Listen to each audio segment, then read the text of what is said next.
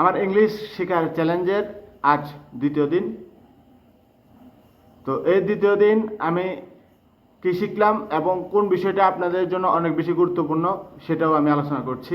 যারা এখনও নতুন আছেন সাবস্ক্রাইব করেন নাই করে নিন, যারা ফেসবুকে দেখছেন ফলো করেন নাই অবশ্যই ফলো করে নিন, কারণ এই চ্যালেঞ্জটা আমরা অবশ্যই পূরণ করে দেখাবো ইনশাল্লাহ। সাথে যদি না থাকেন তাহলে আপনি অনেক কিছু মিস করতে যাচ্ছেন। আজকে আমি আপনাদেরকে ইংলিশের কিছু লেস সম্পর্কে বলছি, যেগুলো অনেক গুরুত্বপূর্ণ। এগুলো আপনি কথা বলতে গেলে আপনাকে এগুলো ব্যবহার করতেই হবে।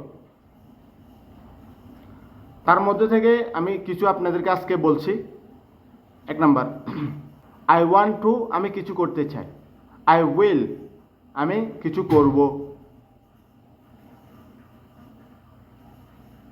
আই এম, আমি হলাম কিছু একটা। কিছু একটা বলতে আমি আই এম এরপর যেটা লাগাবেন সেটা হবে বিকজ, কারণ। আর আই এম প্লাস ভার্বিং হলে আমি কিছু একটা করছি, সো মানে তাই।